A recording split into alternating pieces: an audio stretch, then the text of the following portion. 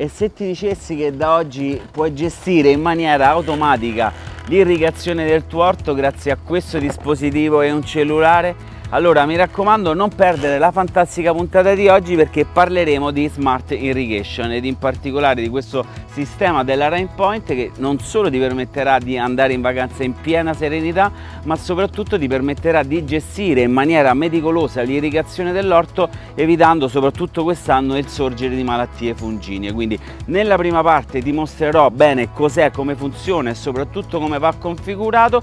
Nella seconda parte entreremo nel cuore dell'app, dove c'è la possibilità di gestire non solo le irrigazioni ma soprattutto degli automatismi che rendono questo dispositivo veramente unico. Quindi direi di iniziare subito, è arrivato finalmente il momento di automatizzare il nostro impianto di irrigazione. Andiamo! Allora, eccoci qua, benvenuti o bentornati su Green Italy. Per chi non mi conoscesse, io sono Claudio, sono un imprenditore agricolo e in questo canale racconto di come coltivo il mio orto. Quest'anno ho deciso di automatizzare l'impianto di irrigazione, e questo per due principali motivi. Uno, fra qualche settimana andrò in vacanza e quindi avevo la necessità di garantire alle mie piante la giusta irrigazione anche in mia assenza.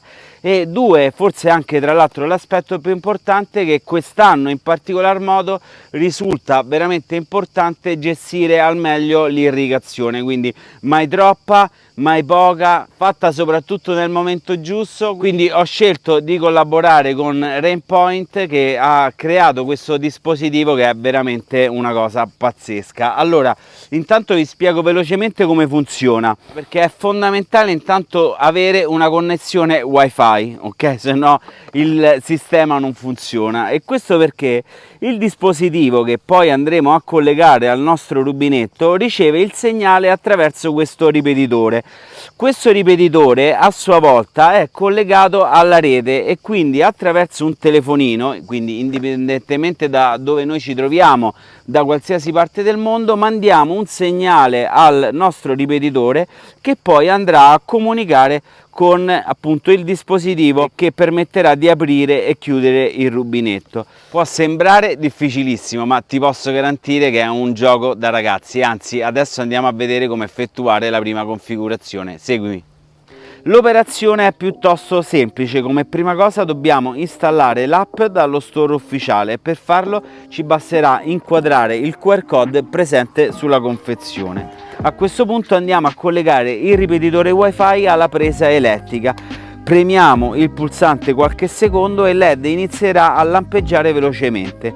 Aprendo l'app andremo poi ad aggiungere il dispositivo, importante che ci sia la rete wifi, se no non funziona nulla. E ecco, come vedete, il dispositivo viene riconosciuto velocemente ed è pronto per l'uso. Adesso andiamo a sincronizzare invece il ripetitore con il dispositivo che poi andremo a collegare al rubinetto dell'acqua. Anche in questo caso, dopo aver inserito le batterie nell'apposito vano, andiamo a premere per qualche secondo sul pulsante. Le lucine anche in questo caso inizieranno a lampeggiare ed ecco, in pochi secondi i due dispositivi sono finalmente sincronizzati e pronti a funzionare. Adesso che l'abbiamo configurato non rimane che installare il dispositivo. In questo caso io ho scelto questo rubinetto che dista circa 100 metri dalla mia abitazione e a due passi dall'orto. Praticamente dopo questo ulivo c'è il mio orto.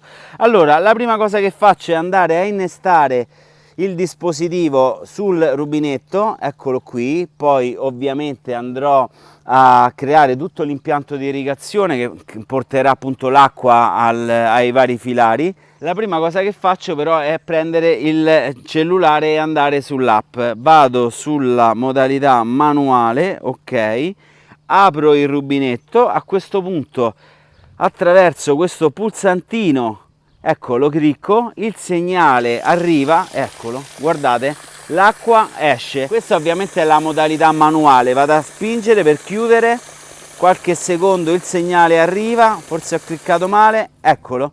Cioè ragazzi, questo è geniale, questo secondo me è un dispositivo geniale.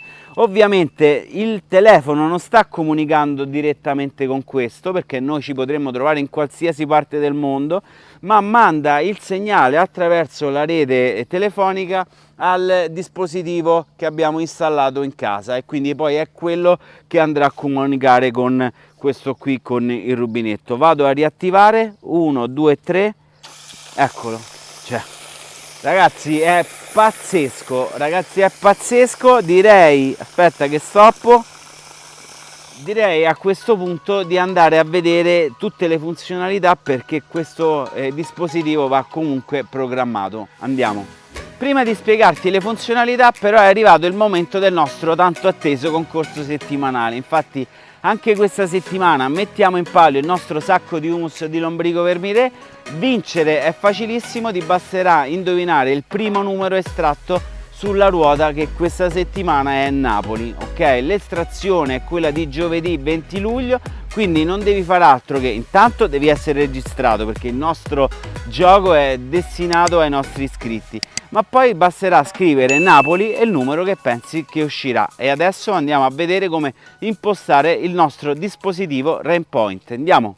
Adesso che è tutto pronto, abbiamo sistemato tutto, andiamo a creare i primi settaggi. Quindi vado ad aprire l'app ed ecco come apro. Lui intanto riconosce la posizione, la pressione dell'aria, il tasso di umidità, la temperatura e soprattutto le condizioni meteo, quindi sole, ok? Allora, a questo punto che cosa faccio? Diciamo che, come vi ho detto, non ho bisogno di andare a impostare questo dispositivo come qualsiasi altro timer, quindi scegliendo magari che deve irrigare un giorno sì, un giorno no, a un determinato orario e per un determinato tempo. Ma quello che mi interessa a me è quello di far partire l'irrigazione 2 ore prima dell'alba, e soprattutto di evitare che quando piova vada a irrigare nuovamente. Allora, che cosa faccio? Vi faccio vedere. Intanto vado a cliccare qui dove appunto c'è il dispositivo che ho già collegato. Tra l'altro qui già dalle statistiche vi dice l'ultimo consumo d'acqua, perché la cosa importante è che avete anche la possibilità nel tempo di andare a vedere i consumi d'acqua, e questo vi permetterà anche di ottimizzare e ridurre appunto il consumo d'acqua. Vi dà lo stato della batteria del dispositivo, che appunto permette all'acqua di uscire, e andiamo a creare i nostri programmi. Allora, questo intanto non lo andremo a utilizzare perché sono, come ho detto, i programmi standard dove noi possiamo decidere lunedì, martedì, mercoledì, no. Quello che voglio fare io è creare degli scenari. Creo uno scenario. Allora, che cosa voglio fare? Voglio fare in modo che quando c'è l'alba, e in questo caso posso decidere, vedi, alba 5 minuti prima, io di solito innaffio 2 ore prima dell'alba, ok? Quando avviene questa condizione, ok, quindi se avviene questa condizione io decido che attività far fare al dispositivo. In questo caso che cosa gli vado a dire? Vado a eseguire il dispositivo, ok, irrigation control, e metto su on. Da questo momento in poi, ogni giorno, in base al sorgere del sole, lui comunque sempre 2 ore prima farà partire l'irrigazione.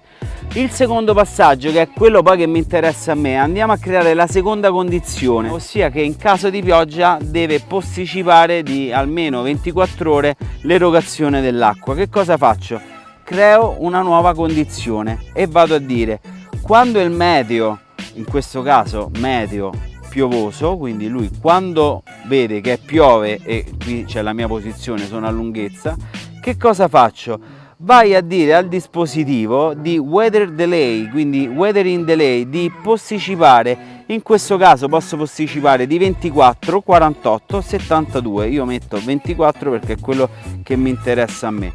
Avanti, salvo, eccolo qui. Io praticamente da questo momento ho tutto automatizzato, fatto salvo che in qualsiasi momento posso prendere il controllo del dispositivo, ok, come in questo caso, e decidere magari di farlo partire per 15 minuti. Adesso, se andiamo lì, nel rubinetto sta uscendo veramente l'acqua, eccolo, andiamo a vedere? Eccolo.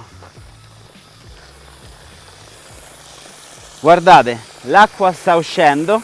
Adesso stoppo qualche secondo che il segnale arriva, si ferma. La cosa figa, tra l'altro, che adesso si va a aggiornare e va a dire qual è stato il consumo dell'ultimo utilizzo d'acqua, ok? Cioè una cosa fantastica.